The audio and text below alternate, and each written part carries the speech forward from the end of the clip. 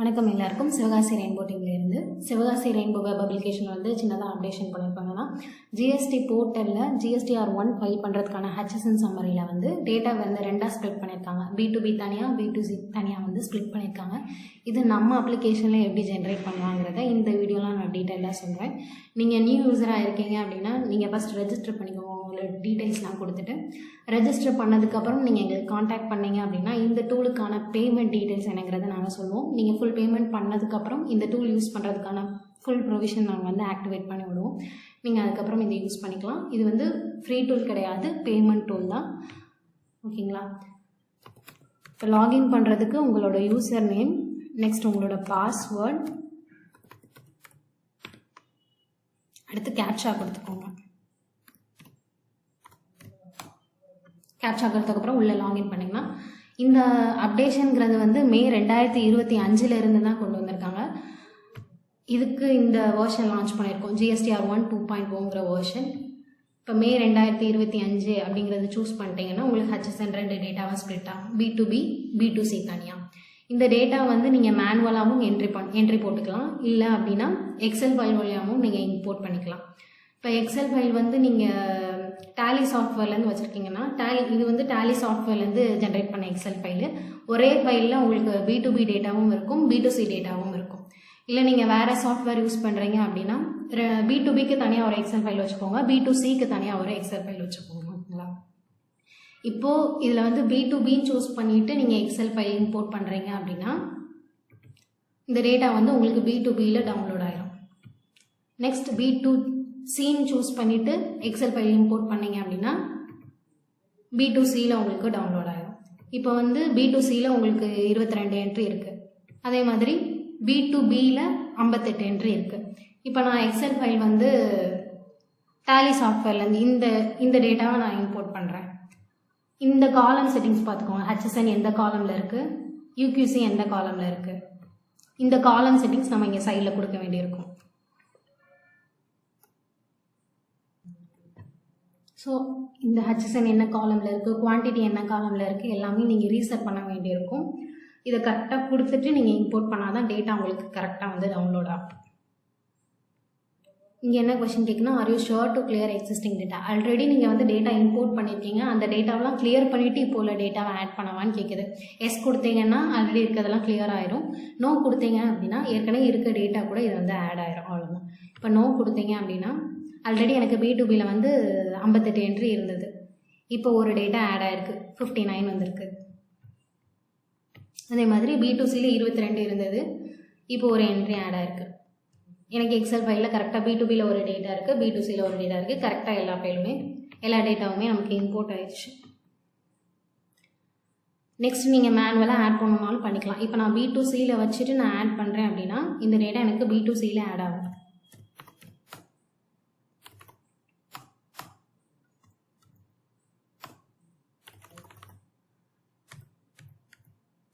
ஓகேங்களா? ஆல்ரெடி 23 இருந்தது, இப்போ ஒரு என்ட்ரி ஆட் ஆகிருக்கு, 24 ஆயிடுச்சு. இப்படி நீங்கள் மேனுவலாக ஆட் பண்ணிக்கலாம். இல்லை டேட்டாவை நான் எடிட் பண்ணணும், டெலிட் பண்ணணும் அப்படின்னாலும் நீ இப்படி சூஸ் பண்ணி எடிட் பண்ணிக்கலாம். அதே மாதிரி டெலிட் பண்ணணும்னு பண்ணிக்கலாம். ஸோ உங்களுக்கு டெலிட் ஆகிடும். இப்போ 23 என்ட்ரி இருக்குது. நெக்ஸ்ட் இப்போதைக்கு நாங்கள் JSONக்கு வந்து இம்போர்ட் பண்ணுறதுக்கு ப்ரொவிஷன் தரல. நெக்ஸ்ட் ஆப்ஷன் என்னென்னா ஸ்கிப் இஃப் எம்டி HSN. அதாவது நீங்கள் எக்ஸல் ஃபைல் வந்து டவுன்லோட் பண்ணும்போது HSN ஃபீல்டில் வந்து எம்டியாக இருந்தது அப்படின்னா அந்த என்ட்ரியை அந்த ஃபீல்டு, அதாவது அந்த ரோ விட்டுட்டு மித்ததெல்லாம் இம்போர்ட் பண்ணுறதுக்கான ப்ரொவிஷன் இது. வேலிடேட் HSNங்கிறது அதாவது என்னென்னா நீங்கள் இம்போர்ட் பண்ண ஃபைல்ஸ் இங்கே எரர் இருக்குது இல்லையா, இப்போ 2B செக்குடுன்னு இருக்குது. இப்போ நீங்கள் வேலிடேட் HSN கொடுத்தீங்க அப்படின்னா நீங்கள் போட்ட என்ட்ரியில் வந்து ஏதாச்சும் எரர் இருந்ததுன்னா இங்கே உங்களுக்கு காமிச்சிடும். இப்போ வந்து இதெல்லாம் இன்வேலிட் HSN காமிக்குது. இதெல்லாம் என்னென்னா GST போர்ட்டலில் ஒரு HSN லிஸ்ட் வச்சுருக்காங்க. அந்த HSN லிஸ்ட்டில் இந்த HSNலாம் இல்லை அப்படின்னா இந்த எரர் காமிக்கும் உங்களுக்கு. இதெல்லாமே வந்து GST போர்ட்டலில் உள்ள HSN லிஸ்ட்டை வச்சு தான் செக் பண்ணியிருக்கோம். ஓகேங்களா? இந்த எரர் இருந்துச்சுன்னா பிரச்சனை இல்லை, JSON வந்து நம்ம ஜென்ரேட் பண்ணிடலாம். மித்தபடி வேறு ஏதாச்சும் எரர் இருந்துச்சு அப்படின்னா வந்து JSON வந்து ஜென்ரேட் பண்ண முடியாது. ஃபார் எக்ஸாம்பிள் இப்போ HSN வந்து மினிமம் 4 டிஜிட்னு கொடுத்துருக்கோம். இப்போ மினிமம் 8 டிஜிட் அப்படின்னு கொடுத்துட்டு நான் வேலிடேட் கொடுத்தேன் அப்படின்னா 8 டிஜிட்க்கு கீழே இருக்கிறது எல்லாமே நமக்கு எரர்னு காமிக்கும். ஓகேங்களா? இந்த மாதிரி நிறைய எரர் இருக்கும். இதெல்லாம் செக் பண்ணுறதுக்கு தான் இந்த வேலிடேட் HSN ப்ரொவிஷன் கொடுத்துருக்கோம். ஓகேங்களா? நெக்ஸ்ட்டு கிளியர் லிஸ்ட்டுங்கிறது லாஸ்ட்டாக சொல்கிறேன். Next find and replace. அதாவது என்னென்னா, இப்போ ஏதாச்சும் ஒரு HSN தப்பாக கொடுத்துட்டீங்க அப்படின்னா இது எல்லா இடத்துலையும் ரீப்ளேஸ் பண்ணணும்.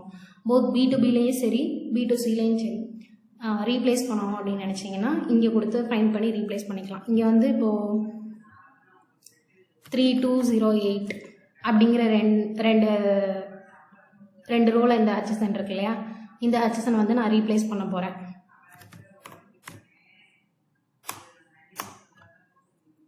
ஸோ ரீப்ளேஸ் பண்ணணுமா அப்படின்னு கேட்குது. எஸ் கொடுத்துட்டீங்க அப்படின்னா அந்த HSN உங்களுக்கு ரீப்ளேஸ் ஆகிடும். ஓகேங்களா? இது B2Bயில் இருந்தாலும் சரி B2Cயில் இருந்தாலும் சரி ரெண்டு இடத்துலையுமே இந்த HSN உங்களுக்கு வந்து ரீப்ளேஸ் ஆகிடும். ஆளுங்கிற பொசிஷன் கொடுத்துருக்கோம். எதுக்கு அப்படின்னா இதில் வந்து ரெண்டு டேட்டாவுமே இருக்கும். B2Bயும் இருக்கும் B2Cயும் இருக்கும். நீங்கள் டிஸ்பிளேயில் பார்த்துக்கலாம். ஸோ டோட்டல் அமௌண்ட் எவ்வளோ வருதுன்னு நீங்கள் பார்த்துக்கலாம். ஓகேங்களா?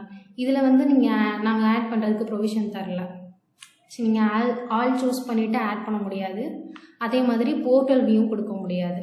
போர்ட்டல் வியூங்கிறது என்னென்னா, இப்போ நீங்கள் B2B சூஸ் பண்ணிவிட்டு இதில் உங்களுக்கு 59 என்ட்ரி இருக்கா.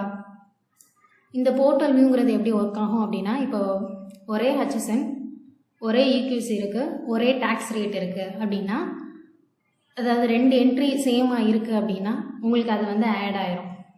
குவான்டிட்டி ஆட் ஆயிரும், வேல்யூஸ் ஆட் ஆயிரும். அந்த மாதிரி இப்போ 59 என்ட்ரி இருக்குது, போர்ட்டல் வியூ கொடுக்கவான்னு கேட்குது. எஸ்ன்னு கொடுத்தீங்க அப்படின்னா இப்போ உங்களுக்கு 2 ரோ வந்து கம்மியாக இருக்குது. ஓகேங்களா? அப்போ ஒரே HSN ஒரே EQC ஒரே ரேட் இருந்ததுன்னா அந்த குவான்டிட்டி உங்களுக்கு ஆட் ஆகி ஒரே ரோவாக வந்துடும். இதுதான் அந்த போர்ட்டல் வியூ. இந்த போர்ட்டல் வியூங்கிறது நீங்கள் தனித்தனியாக தான் பண்ண முடியும். B2Bக்கு தனியாக, அதே மாதிரி B2Cக்கு தனியாக தான் பண்ண முடியும். ஆல்னு சூஸ் பண்ணியிருந்தீங்கன்னா அந்த ப்ரொவிஷன் கிடையாது, பண்ண முடியாது. ஓகேவா?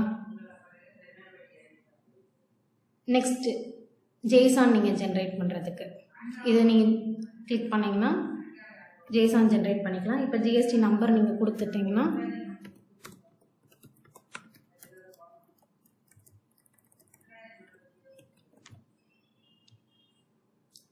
GSTN நம்பர் கொடுத்துட்டு JSON நீங்கள் ஜென்ரேட் பண்ணிக்கலாம். அதே மாதிரி PDFும் ஜென்ரேட் பண்ணிக்கலாம். PDFல உங்களுக்கு B2Bக்கு தனியாக வரும். நெக்ஸ்ட்டு B2Cக்கு உங்களுக்கு தனியாக வரும். ஸோ B2Bக்கு சப்டோட்டல் போட்டு வந்துடும். அடுத்து B2Cக்கும் சப்டோட்டல் போட்டு வந்துடும். அட் லாஸ்ட் உங்களுக்கு B2B B2C ரெண்டுமே சேர்த்து டோட்டல் காமிச்சிடும். அதே மாதிரி எக்ஸல் ஃபைல்.